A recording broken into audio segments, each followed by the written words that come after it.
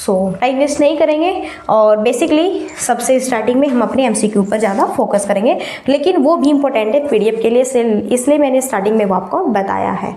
Okay, चलो first question है, दिव्यांगजन अधिकार अधिनियम 2016 के अनुसार बौद्धिक क्रियाशीलता में सीमाबद्धता वाले व्यक्ति को संबोधित करने का उचित तरीका क्या है? मानसिक मंदित है, बौद्धिक रूप से विकलांग व्यक्ति है, मानसिक विकलांग है, व्यक्ति जिसे बौद्धिक अक्षमता है। तो दिव्यांगजन अधिकार अधिनियम 2016 के अनुसार बौद्धिक क्रियाशीलता में सीमाबद्धता वाले व्यक्ति को संबोधित करने का उचित तरीका क्या है?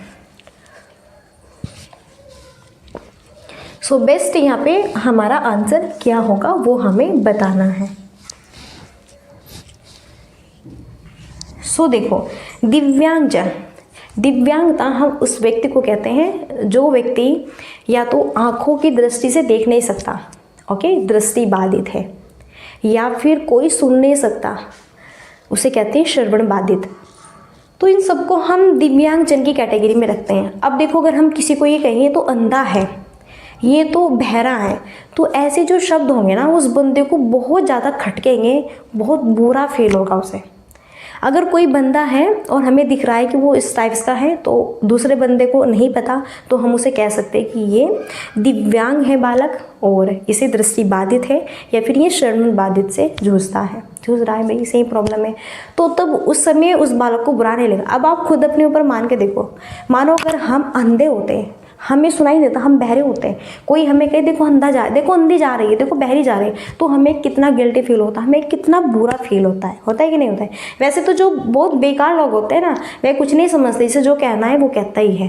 लेकिन इन सब के लिए यहाँ पे जो है ये शब्द रखा है दिव्यांग वाला, कि भाई किसी को भी आप ऐसे नहीं कहना दिव्यांग, उसे हम विकलांग की श्रेणी में कहेंगे कि ये दिव्यांग है। तो इस तरह से भाई सबके एक रिस्पेक्ट होती है, भले ही वो आपका अंधा है, दृष्टि बाधित है, श्रवण बाधित है, या फिर पैर से नहीं चल सकता, हाथ नहीं है उसके, सबकी अपनी अपनी एक रिस्पेक्ट होती है। ओके, सबका सम्मान करना है। इसलिए हमें इस तरह के व्यक्ति को किस माध्यम से सूचित करना है? सबसे बेस्ट तरीका क्या होगा कि व्यक्ति जिसे क्या है, बौद्धिक अक्षमता है। सो यहाँ पे डी ऑप्शन क्या होगा, करेक्ट होगा। ओके, देखो ये इस तरह के व्यक्ति होते हैं, जो व्यक्ति जिसे बौद्धिक अक्षमता है, ये इस कैटेगरी में आएंगे। सभी अलग अलग जो है विकलांगता है, और कुछ बौद्धिक से भी, बुद्धि से भी, आईक्यू लेवल से भी विकलांग हम कह सकते हैं, वो होते हैं अक्षमता, यानी कि जो सामान्य बच्चों की श्रेणी में क्या होते हैं, पिछड़े हुए होते हैं।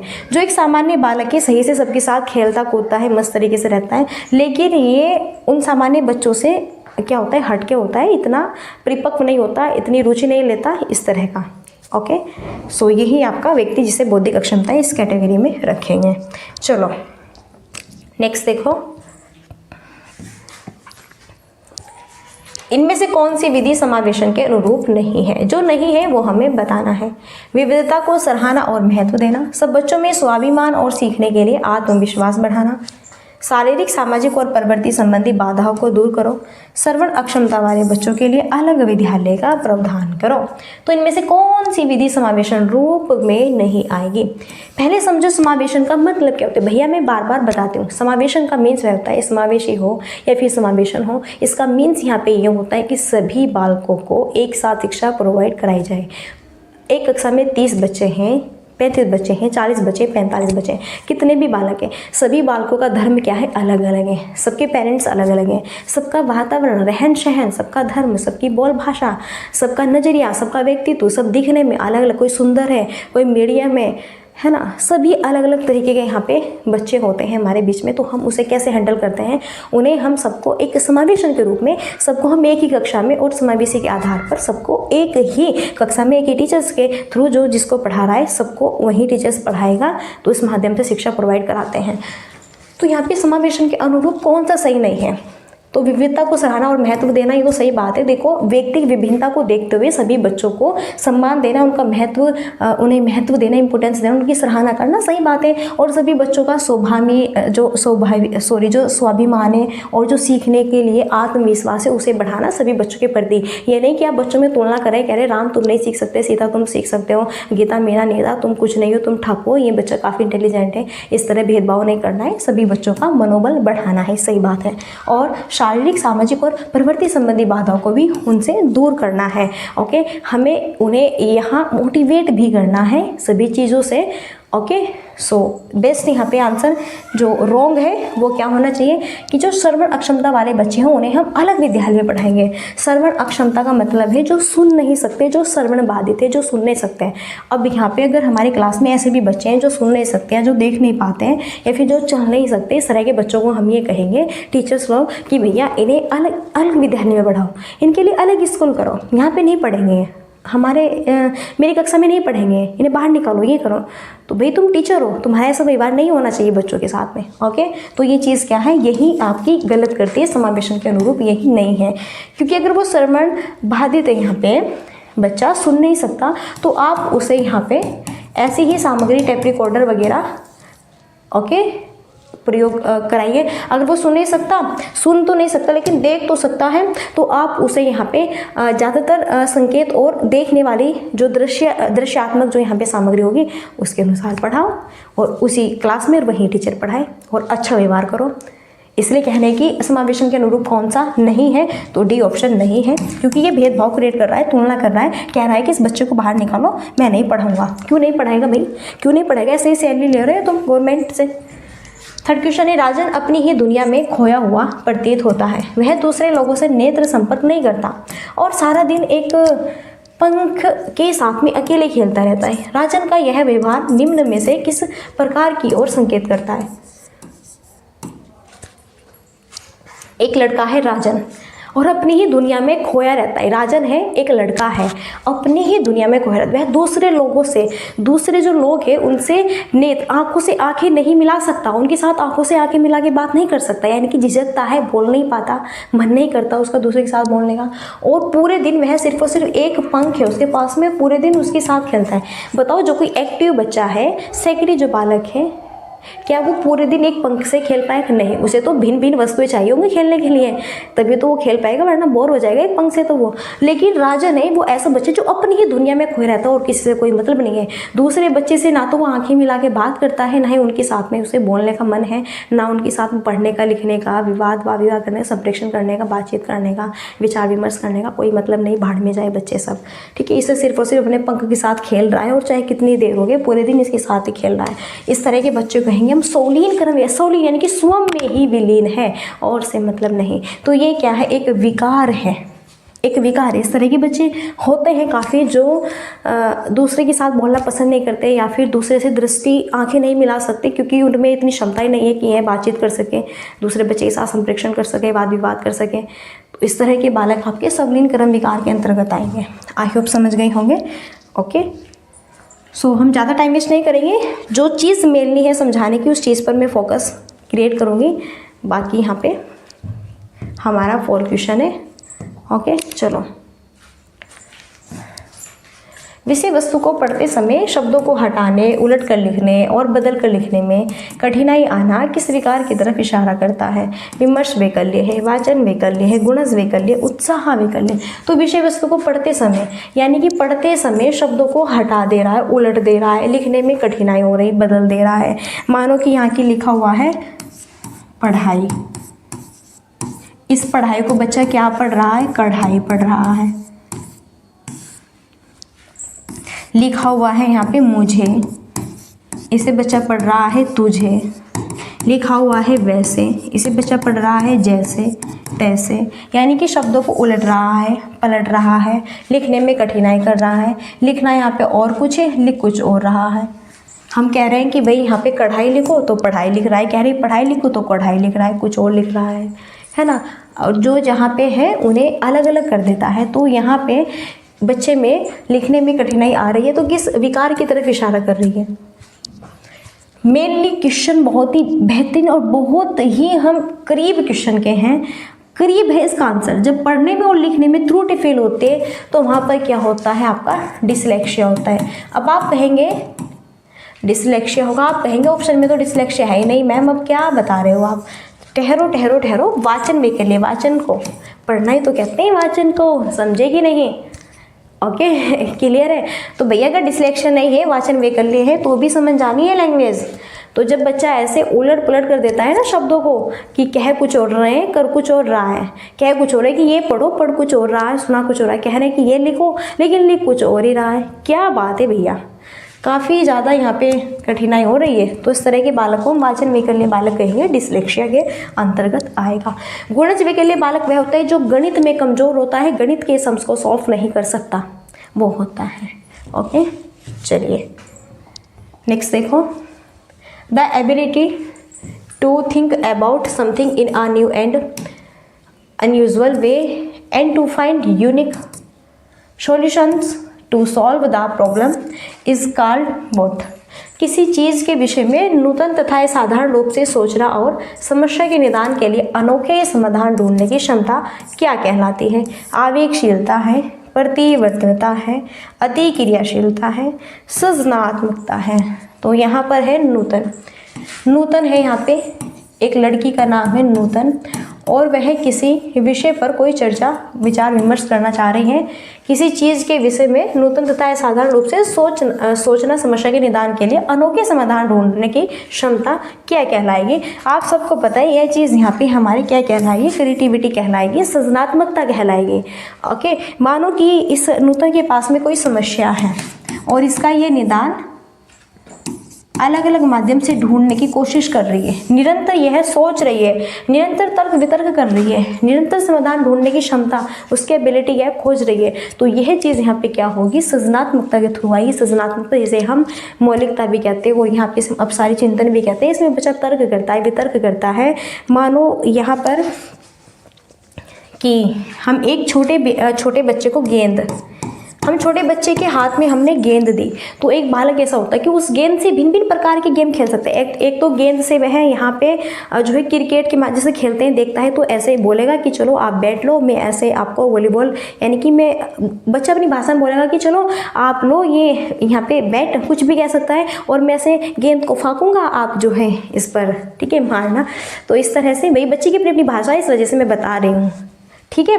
तो और फिर वो इससे और भी गेम खेल सकता है कि चलो हम गेंद को ऐसे उछाल के खेलेंगे कि मैं ऐसे उछालूंगा आप पकड़ोगे, या फिर बच्चा जो है गेंद को ऐसे दीवार पर यूँ ऐसे फाँक के उसे पकड़ने की खुद स्वयं कोशिश करेगा, या फिर गेंद को ऐसे धरती पर मारेगा, खुद जब वो नीचे जाएगी ऊपर उछलेगी उसे ऐसे कैच करेगा।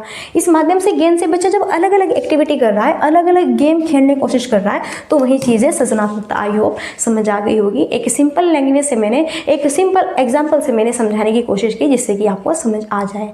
तो इससे बेस्ट कोई ऑप्शन नहीं हो सकता। अब अगर मैंने एक छोटे बालक को मैंगो दिया खाने के लिए, आम खा के दिखाओ या फिर कुछ भी, वो यहाँ पे अलग अलग एक्टिविटी कर रहा है। आम के साथ में वह आम या तो ऊपर से छील के ऐसे ही जो है पूरा आम है ऊपर से छील लिया उसने, है ना, फिर ऐसे जो है पीस कर करके खा रहा है। कुछ ऐसे होते हैं कि ऐसे हाथों से इसे जो है नाखूनों से ऐसे उतार देते हैं तब खा। कुछ ऐसे होते हैं ये सब पूरा मैंगो है, आम है, उसे ऐसे थोड़ा सा ऊपर से काटा, ऐसे मुंह में चूसते हैं, ऐसे खाते हैं। सबकी अलग अलग अपनी एक्टिविटी होती है। तो वही चीज़ है सृजनात्मकता, जब हम अलग अलग तरीके से एक ही चीज़ को कर सकते हैं। चलिए, एक शिक्षक कुछ लिखित सामग्री का एवं सब्जियों और फलों की तस्वीरों का प्रयोग करते हुए अपने छात्रों से चर्चा करता है। विद्यार्थी इस परिचर्चा को अपने पूर्व ज्ञान से जोड़ते हुए पोषण का संप्रत्यय सीखते हैं। यह उपागम निम्न में से किस पर डिपेंड है? शास्त्रीय अनुकूलन अधिगम पर है, पुनर्बलन के सिद्धांत पर है, क्रिया प्रसूत है, या फिर ज्ञान के निर्माण पर है। तो एक टीचर है, कुछ लिखित सामग्री का एवं सब्जी और फलों की तस्वीरों का प्रयोग। देखो एक टीचर है और यहाँ पे लिखित सामग्री और कुछ सब्जी है, फल है, उसकी तस्वीरों का यूज़ करता है। लिखी हुई सामग्री है, उसमें सब्जी है, फल है, उन तस्वीरों का यूज़ करता है और अपने छात्रों से चर्चा करता है। विद्यार्थी इस परिचर्चा को अपने पूर्व ज्ञान से जोड़ते हुए पोषण का संप्रत्यय सीखते हैं। यही तो यहाँ पर होगा, ज्ञान के निर्माण की ओर अग्रसर हो रहे हैं। देखो जो शास्त्रीय अनुकूलन अधिगम है तो पावलोव का है, और भाई क्रिया प्रसूत अनुबंधन ये स्किनर का है। तो यहाँ पर मेनली ये ऑप्शन नहीं है। तो बच्चा यहाँ पे जो टीचर्स हैं इन बच्चों को कैसा ज्ञान करा रहे हैं, इनके ज्ञान की निर्माण की ओर अग्रसर कर रहे हैं कि कुछ लिखी हुई सामग्री और फिर इसमें सब्जी फल इनकी तस्वीर दिखाते हैं, फिर चर्चा करते हैं कि इनसे हमें पोषण प्राप्त होता है ना, टीचर्स कहते हैं। तो यहाँ से फिर इसी आधार पर हमें कि क्यों होता है, क्योंकि ये चीज़ हमारे लिए, ये हमें स्वस्थ रखती है। हम खाते हैं, फल हैं, फ्रूट्स हैं, हम इन्हें खाते हैं, सब्जियाँ खाना खाते हैं, हरी सब्जियाँ खाते हैं, तभी तो हम स्वस्थ रहते हैं। अगर नहीं खाएंगे, पोषण नहीं मिलेगा तो हम बीमार हो जाएंगे। तो यहीं पर इस बच्चे को कहते हैं कि घर पे जाना और कहना कि मुझे जो है फ्रूट्स ला के दो भैया, आप अच्छी अच्छी हरी सब्जियाँ खिलाओ, फिर आप देखना अपने स्वास्थ्य को कैसे दमदार आप लोग एकदम यहाँ पे फिट रहेंगे। ठीक है, बच्चों को कह रहे हैं टीचर्स लोग। तो जब बच्चे खुद एक्टिविटी करेंगे घर पे, आज तो भाई पापा को जाके कहना ही है आज तो मुझे चाहिए यहाँ पे फ्रूट्स चाहिए, मुझे यहाँ पे मुझे भाई बनाना दो या फिर मुझे जो है पपाया दो, कुछ भी दो मुझे, लेकिन मुझे फ्रूट्स चाहिए, मुझे स्वस्थ रहना है, बढ़िया पोषण पालन पोषण अच्छा होना चाहिए मेरा, मुझे अच्छी जो है पौष्टिक आहार अच्छा पोषण मिलना चाहिए। तो बच्चे के ज्ञान के निर्माण की ओर अग्रसर कर रहे हैं टीचर इस तरह से। चलिए नेक्स्ट है, देखो सूजा को पूरा यकीन है कि वह गणित की आगामी परीक्षा में पिछली बार की तरह ही असफल होगी और इसलिए उसने उस विषय में मेहनत करनी छोड़ दी है। वैसे भी उसकी शिक्षिका को उसने मद अपेक्षाएं ही है। तो इससे आप सृजा के बारे में क्या अनुमान लगा सकते हैं?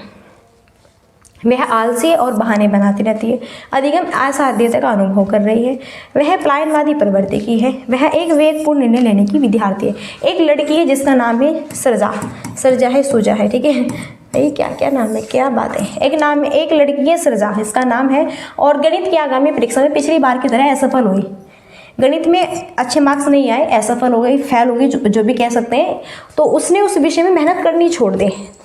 देखो कुछ बच्चे ऐसे होते हैं कि अगर वह बार बार उस विषय में या फिर बार बार अगर हम बार बार सीटेट का यहाँ पे जो है एग्ज़ाम देते हैं और हमसे बार बार फिर भी नहीं हो रहा, कभी 2 नंबर से रह गए, 3 नंबर से, 1 नंबर से, भाई पता चला कि हमने 10 बार दे लिया। कुछ होते हैं ऐसे हैं, ऐसे नहीं कि बहुत कम लोग, ऐसा कुछ नहीं है कि हाँ आप एक बार ही निकाल दोगे, ऐसा भी नहीं है कि आपसे नहीं होगा और ऐसा भी नहीं है कि आप एकदम ही निकाल दोगे, सारी चीज़ें रहती हैं।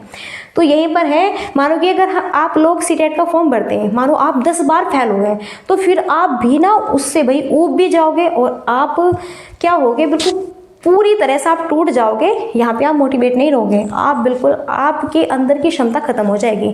आप कहेंगे मुझे देना ही नहीं, भाड़ में जाए सीटेट, मुझे नहीं लेनी नौकरी भैया, मैं तो कहीं जाके जो है वैसा प्राइवेट वर्क कर लूँगी, लेकिन मुझे सीटेट ही नहीं देना जब मुझसे हो ही नहीं रहा। होता है ऐसे। यहीं पे ये लड़की है सरजा बार बार मैथ में असफल होती है, फेल होती है, अच्छे अंक नहीं ला पाती। एक टाइम आता है कहती है भाड़ में जाए मैथ, मुझे नहीं पढ़ना, रखो एक तरफ इसको उठा के। ठीक है, तो इस तरह के जो बालक होंगे उनमें क्या होगा, अधिगम असाध्यता का अनुभव कर रही है।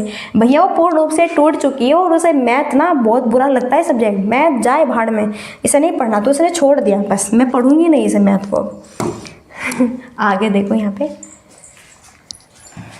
8 क्वेश्चन है। अबीर की कक्षा में बच्चे शिक्षक और सहपाठियों के साथ विविध प्रकार के चुनौतीपूर्ण क्रियाकलापों में भाग लेते हैं और मिलजुल कर ज्ञान का निर्माण करते हैं। तो इस प्रकार की कक्षा क्या कहलाती है? सामाजिक संरचनावादी है, व्यक्तिक संरचनावादी, परंपरागत कक्षा है, बहुभाषी कक्षा है। अबीर की कक्षा में बच्चे, अबीर यहाँ पे टीचर है, उसकी कक्षा में बच्चे शिक्षक और सहपाठियों के साथ में विविध प्रकार की चुनौतीपूर्ण क्रियाकलाप में भाग लेते हैं और मिलजुल कर ज्ञान का निर्माण करते हैं। तो इस प्रकार की कक्षा क्या कहलाती है? इस प्रकार की जो कक्षा होगी ना, वो यहाँ पे देखो बहुभाषी कक्षा वो होती है जब यहाँ पे काफ़ी भाषाओं का यूज़ हो रहा है, भिन्न भिन्न प्रकार की। परंपरागत कक्षा भी नहीं होगी। तो सामाजिक संरचनावादी है या फिर व्यक्तिक, तो ये भी नहीं है, यहाँ पर है सामाजिक संरचनावादी। ठीक है, तो अब एक अक्षम बच्चे हैं टीचर से सहपाठी, यानी कि पेरेंट्स भी है, बच्चों के पेरेंट्स भी हैं, उनको भी बुलाया हुआ है और बालक भी और टीचर भी है, तो सबका समूह है, पेरेंट्स भी सब मिलजुल कर ज्ञान का निर्माण कर रहे हैं। तो यह आपकी सामाजिक संरचनावादी के अंतर्गत आएगी। किसमें आएगी? सामाजिक अंतःवादी की। अगर ओनली बच्चे बच्चे ही यहाँ पे एक्टिविटी कर रहे हैं तो व्यक्तिक संरचनावादी आता है। अगर यहाँ पे बच्चे बच्चे इनका भाषाओं का ज्ञान, इनकी जो है लैंग्वेज का ज्ञान हो रहा है, ओके, यहाँ पे हम मिलजुल के ज्ञान का निर्माण नहीं, अगर भाषा का निर्माण करें तो बहुभाषी कक्षा होती। अब सामाजिक संरचनावादी इसलिए क्योंकि इसमें टीचर्स भी हैं और इसमें स्टूडेंट्स भी हैं और इसमें हमारे पेरेंट्स भी इंक्लूड हैं, इस वजह से यह एक सामाजिक संरचनावादी है। समूह बना के चीज़ों को निरंतर कर रहे हैं, सीख रहे हैं।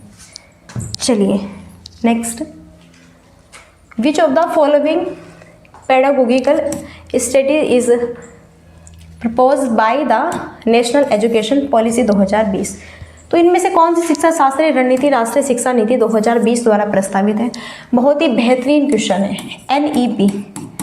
एनईपी 2020 के अंतर्गत यहाँ पर ये क्वेश्चंस पूछा गया है। 4 ऑप्शन है, इसमें चूज करना है कौन कौन से करेक्ट है? तो अन्वेक्षण आधारित अधिगम होना चाहिए, कथा वाचन, कथा कहानी स्टोरी के कविता के आधार पर पढ़ाई बच्चों को, वेधन तथा बार बार अभ्यास, बार बार अभ्यास। ये जो यहाँ पर शब्द है सीटेट के क्या है, ये अमान्य शब्द है, निगेटिव शब्द है सीटेट के।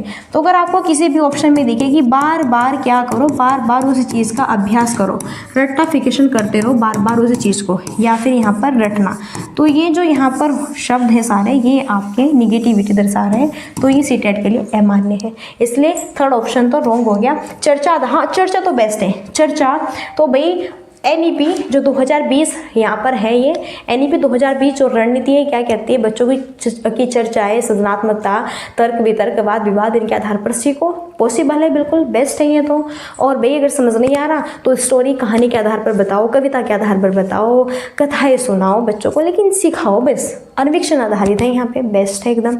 लेकिन वेदन और बार बार अभ्यास ये आपका नहीं है कि बार बार अभ्यास उसी चीज़ को रट्टाफिकेशन। हाँ अभ्यास जरूरी है, लेकिन बार बार एक चीज़ को लिखित रूप से, ये नहीं कि बस इसे ऐसे ही रट लो हुबहू, अर्थ समझते अगर पढ़ रहे हैं बार बार तो वो चीज़ बेस्ट है। इसलिए फर्स्ट सेकंड और फोर राइट है, फर्स्ट सेकंड और फोर राइट है, फर्स्ट सेकंड और फोर राइट है, इसलिए बी ऑप्शन यहाँ पे करेक्ट होगा। ओके चलिए नेक्स्ट देखो भाई,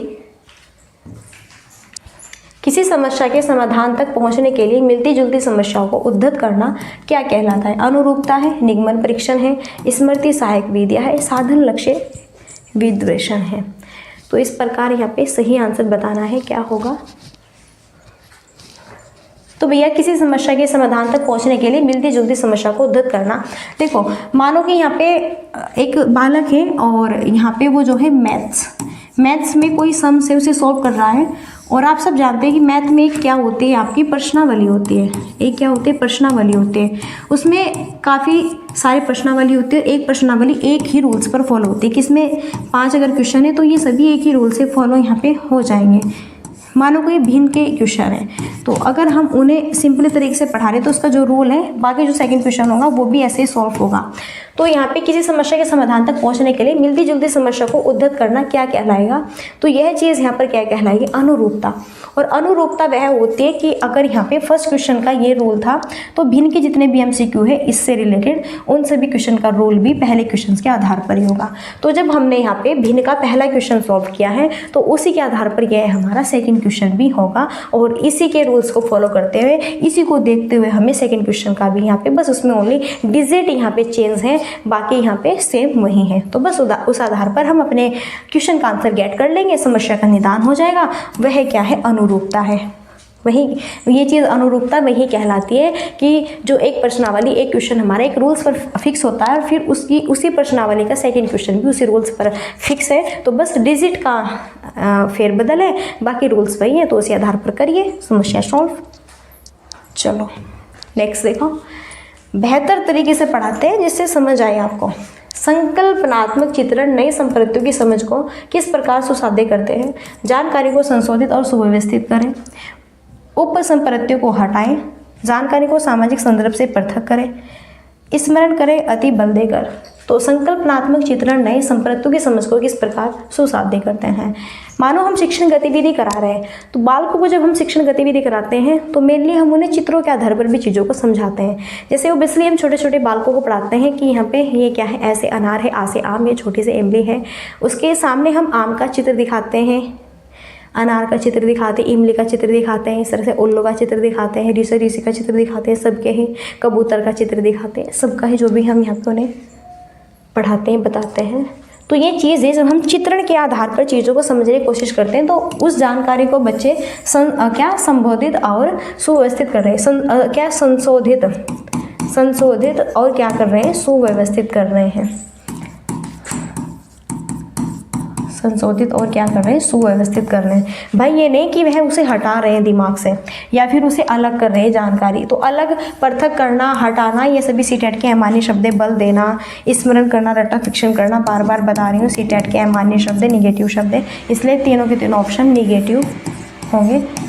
so best positive answer option first है कि बच्चे अपनी नॉलेज को बेस्ट बना रहे हैं और परिपक्व कर रहे हैं, और जैसे जैसे वो धीरे धीरे बड़े होते जाएंगे तो धीरे धीरे उनकी नॉलेज और परिपक्व होती जाएंगी और चीज़ों को अच्छे से समझते जाएंगे। अभी अगर वो चीज़ों को मूर्त तरीके से देखकर सीख रहे हैं तो एक टाइम ऐसा भी आएगा कि वो अमूर्त तरीके से भी सीखेंगे चीज़ें।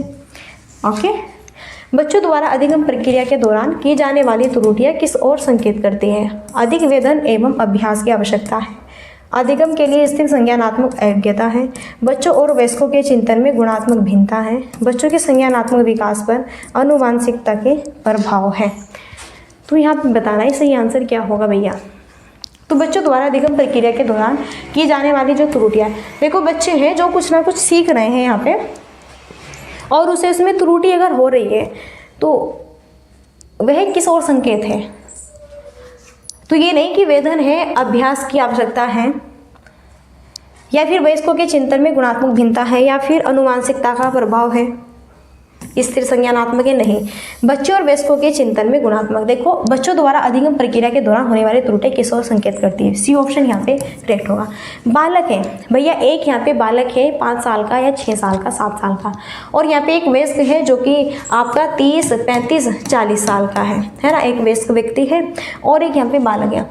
तो बालक अपने आधार पर अपने अनुसार चीज़ों को बताएगा, समझाएगा और करेगा। वो चाहे त्रुटि कर रहा है, चाहे सीख रहा है, कुछ भी कर रहा है। भाई जो वयस्क हैं वो तो परिपक्व हो चुके हैं, है ना।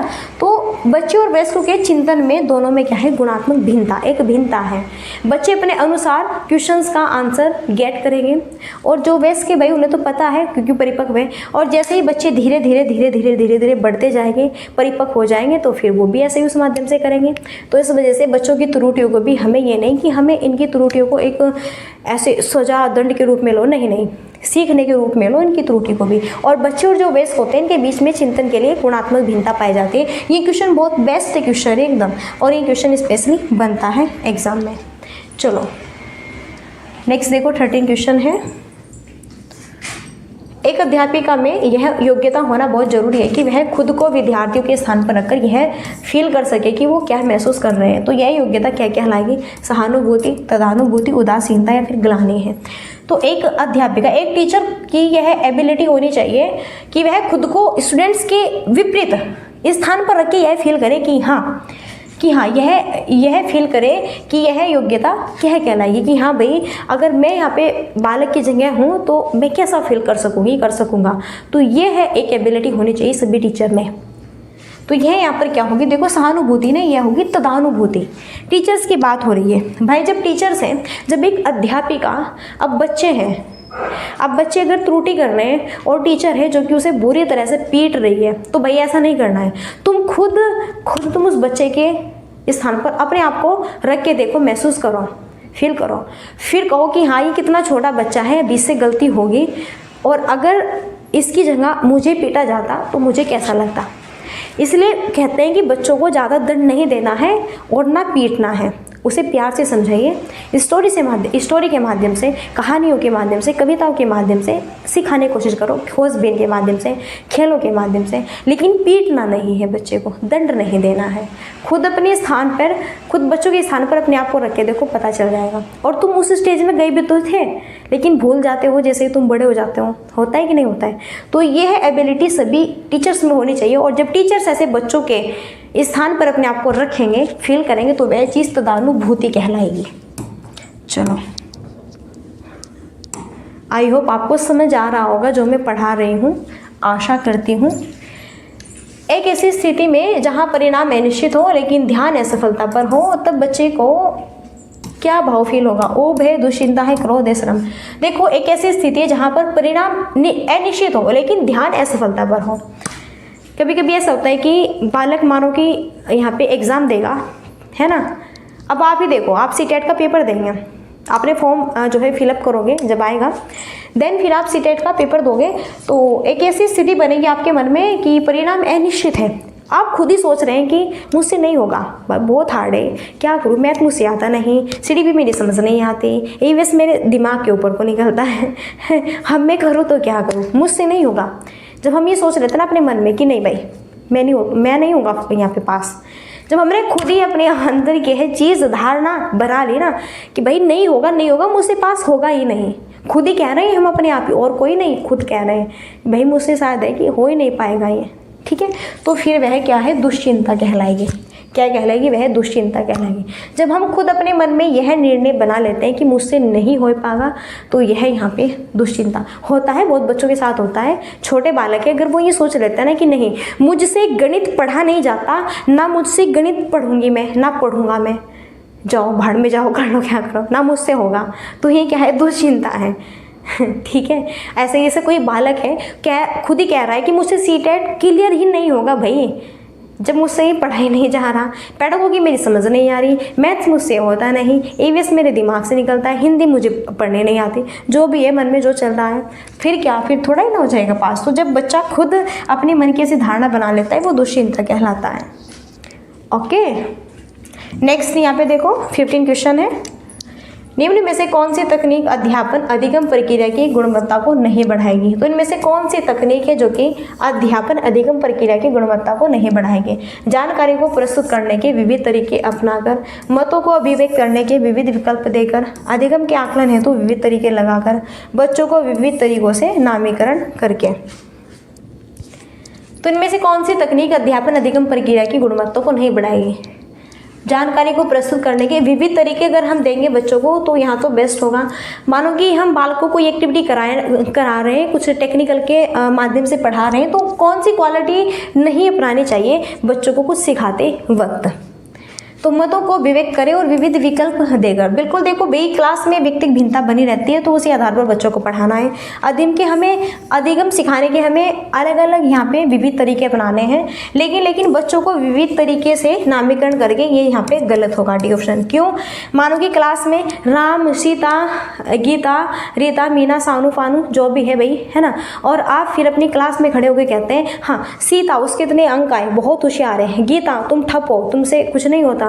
तुम बच्चों के सामने बच्चों की क्या कर रहे हो, तुलना कर रहे हो और उन्हें ऐसा दर्शा रहे हो सबके सामने, तो बच्चे क्या होंगे, तुम्हें मन गाली तो देंगे, ये भी सोचेंगे कि ऐसा मन कर रहा है कि टीचर्स के ऐसे मारे ना, दर से फांक के चप्पल ही। भाई बच्चे हैं, कुछ भी सोचते हैं, देखो ठीक है। ओके, थोड़ा हंस लो, ये मत कहना है मैम क्या बता रही है। होते हैं भैया, अगर आप बच्चों को पीट के दिखाओ, जब आप टीचर बन जाओगे ना, आप बच्चों को पीट के दिखाओ, देखो तुम्हें ऐसे मनी मन गाली दोगे ना कि पक्का तुम जाओगे ना, पक्का एक्सीडेंट करवाएंगे तुम्हारा। क्लियर है? बहुत गालियाँ मिलती है भाई टीचर्स लोगों को, अगर थोड़ा सा भी बच्चों को पीट देते हैं ना, तो गाली इतनी ज़्यादा मिलती है ना, बहुत ही। तो अगर हम बच्चों को विविध तरीके से पूरी क्लास में खड़े होकर उनका नामीकरण करेंगे, तुलना के आधार पर हम उनका जो है उनके बारे में बताएंगे कि हाँ ये कुछ नहीं है, पढ़ने में अव्वल नहीं है, कुछ नहीं, और एक बच्चे की पूरी तारीफ कर रहे हैं, बच्चे को हम बेकार बता रहे हैं, तो इस तरह बच्चे आपस में क्या होंगे, आपस में एक तो क्रोधित भी आएगा, उन्हें गुस्सा भी आएगा, और पता चलेगा कि जाने दो टीचर्स को, और इसके ज़्यादा आए ना लेके इसकी पिटाई करेंगे छीन के से किसी को भी, है ना, तो ऐसा होता है। चलो आई होप 15 क्वेश्चन समझ आए भाई। तो लास्ट यहाँ पे यही क्वेरी रहती है, लाइक शेयर एंड सब्सक्राइब की। अगर आपको सेशन अच्छा लगता है तो बिल्कुल आप कर सकते हैं। लास्ट यहाँ पे एक बार फिर से मैं यहाँ पे बता दे रही हूँ, वही देखो, अगर